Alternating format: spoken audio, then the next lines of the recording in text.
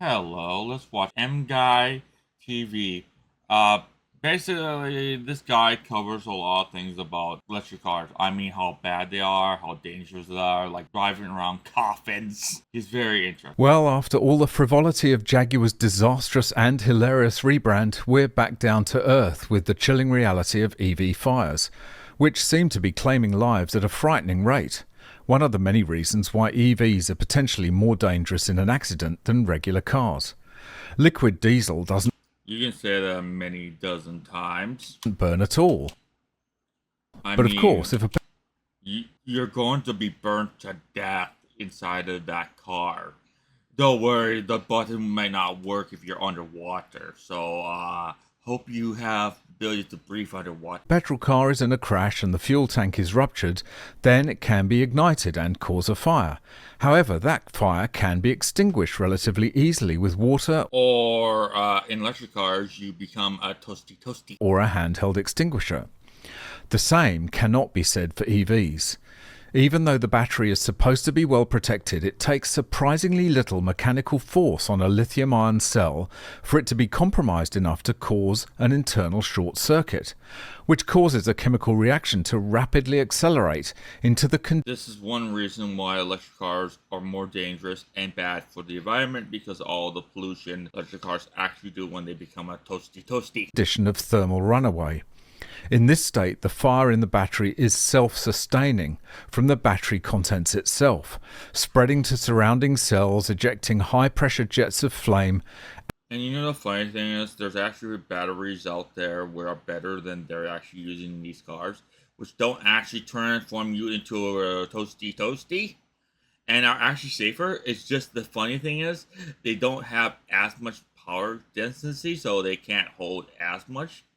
But they're super safe. But we're using this stuff instead in everything, so we can become toasty toasty. And requiring thousands of litres of water and special tools to extinguish. If you're trapped in an EV with that going on underneath you, I wouldn't rate your chances. Welcome back to MGUY, British engineer and lawyer, now Sydney-based YouTuber. Be sure to follow me on the usual socials for more content. Oh, guys, I have been in an electric car in the past. I mean, before all this, before I even heard about Tesla even existing.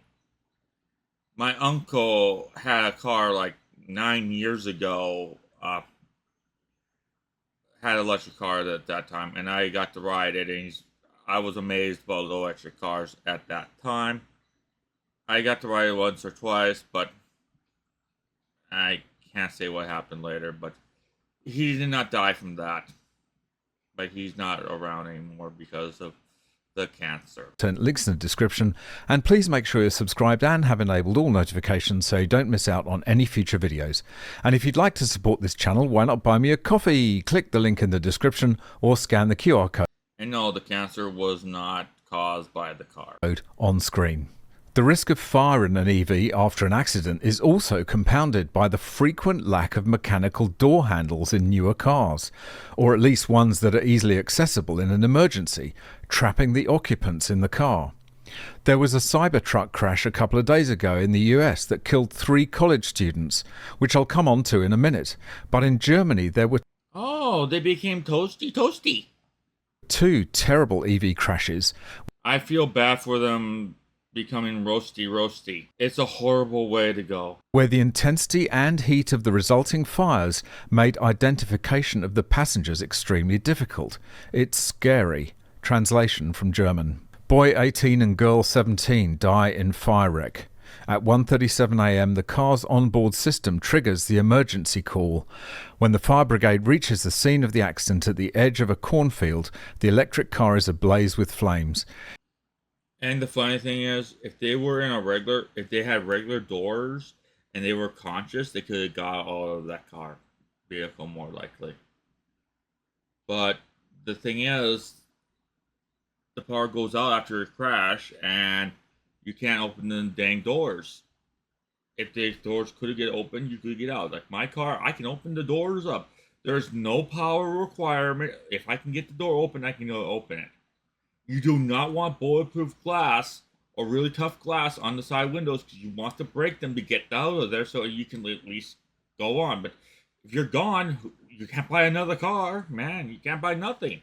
It quickly becomes clear that both occupants have not made it out of the car. They are dead. The 18-year-old driver and his 17-year-old passenger were in Buchkirchen, district of Welsland, Austria, on the way.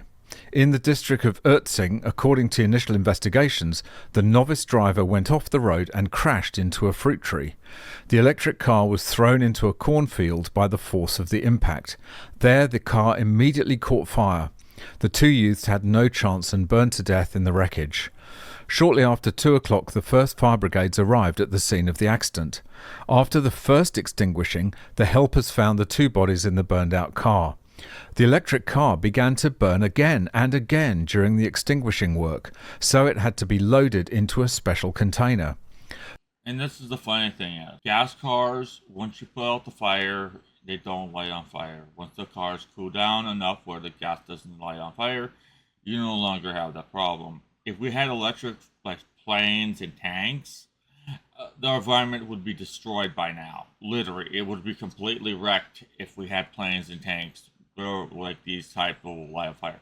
It would be no time before our ozone or whatever will be completely wrecked. Gas cars are actually better for the environment. And not mention all the burning rubber. Oh, another thing about electric cars is when you speed up at high, when you move fast with electric cars, it rips the rubber right off a little bit. So you're actually poisoning yourself from the rubber. That is, you're basically doing a burnout all the time, stopping and going. The model of the accident car is still unclear. The license plate and chassis number of the car were also completely destroyed. And no, it's a small burnout. All electric cars do it because it's high torque. It just tears up the tires. They actually go through them 3 times faster. By the fire. Therefore, the identification of the victims took the whole morning. The German Auto Industry Association claimed that fires were less frequent in EVs, which is a debatable point, but had to concede that they were far more difficult to put out. And frequently, as in this case, after they have been extinguished once, they can reignite multiple times, frequently days or weeks after. I've had old cars on hand and sitting out in the rain for years, for over 10 years, and they don't catch on fire, but they're also not electric. They're called gas. They don't catch on fire, but electric cars, you live in mud, they might transform into a toasty. The initial incident. The cars have to be towed away and stored in quarantine to avoid them causing any other damage. The second story was even worse, demonstrating just how intense. And yes, guys, for whoever will watch my video about my apartment, literally that was a one-take video.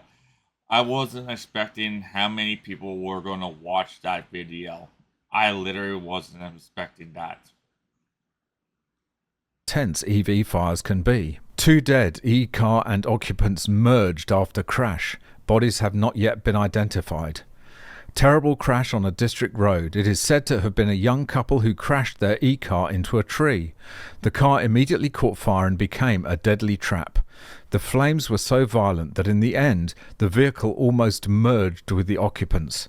All that remained was charred debris. In the meantime, the fatal accident was 8 days ago. For reasons that have not yet been clarified, the driver lost control of the Skoda brand on the district road near Bad Nendorf in the district of Schaumburg and crashed into a tree. The extinguishing operation lasted almost 5 hours. 13,000 litres of water were needed. If you guys are wondering, my mom is a very kind lady. She goes to church. To smother the flames of the burning electric car, about 10 times as much as usual in a conventional vehicle fire. Also, go to the description and you'll find his video clip. Go to and like and subscribe to him, and also like and subscribe to me. I do a lot of content. I'm trying my best to do other content, but I'm just way busy. Really, yesterday I could barely do anything because of the volunteer work I was doing. I mean, I was so worn out, I was running my brain at almost nothing. The main problem was the burning of the battery. The fire flared up again. And no, I may be fat, but I was working my carcass off. If I can lift like 70 pounds, and I had to move a whole bunch of stuff, and someone donated a whole bunch of stuff within minutes, like like within an hour before I was gonna leave, or half an hour, and it was a lot of stuff. They donated like basically a pickup truck bed worth, and I had to haul it all in with a dolly. And a bunch of it I was carrying because the person was using a dolly, and it was a lot of work. I only volunteered for like 2 or 3 hours at tops, but it wore me out. And not mention I was carrying books over and donating them to where I live because old timers like to read, and they're good condition books. They're gonna throw them, but we had to. I wanted to give them to these people here because they'll read all of them. And again, it was simply impossible to extinguish, said Head of Operations Philip Brendel. It was only when the neighbouring fire brigade came with a special stainless steel extinguishing lance that we were able to bring the fire under control. This lance is a special tool that punctures the shell of the battery casing and injects water into it directly. This is pretty much the only way to get water into the battery, as that's really great. That stuff explodes in water. the high-pressure gas escaping from the chemical reaction would prevent any water going the other way. And the same story has played out in the US with a Cybertruck. 3 dead after fiery Tesla Cybertruck crash in Piedmont. 3 Piedmont residents who were occupants in a Tesla Cybertruck were killed, and another was injured early Wednesday after a fiery crash in the city, police said. Piedmont police responded to the scene at Hampton Road and King Avenue at 3:10 a.m., 2 minutes after they received an alert from an iPhone regarding a crash. Once they arrived on scene, they found a Cybertruck fully engulfed in flames and observed a person pulling an individual out of the vehicle. Police said speed was likely a factor in the single vehicle crash, which appears to have occurred when the truck jumped the curb, struck a cement wall, and then wedged in between the wall and a tree, ABC7 reported. Police said they attempted to extinguish the fire but were unable to due to the intensity of the flames. Firefighters arrived at 3:16 a.m. to find flames twice the height of the vehicle, but they were able to extinguish the blaze relatively quickly, Piedmont Fire Chief David Brannigan said at a news conference Wednesday. The media are playing down the battery fire risk, claiming that the fire had been... Oh yeah, because the Greenpeace is trash. Oh, he made this like 2 months ago. Literally. I clicked on one of his old videos by accident. But electric cars equal you become toasty. extinguished quickly, which pointed away from the battery as the cause. However, that doesn't explain why the police initially reported the fire as being too intense to extinguish.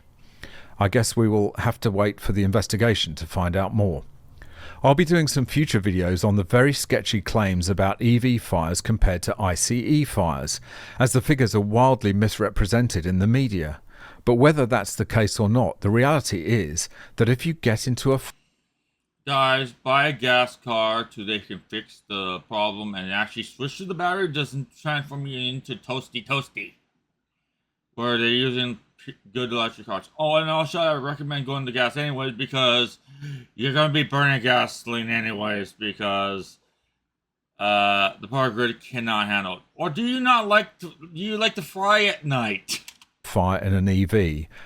When it's 100 degrees outside and your AC has been turned off because there's literally no power in the power grid to keep up with your freaking battery. The temperatures and intensity are going to make it far harder to make it out alive.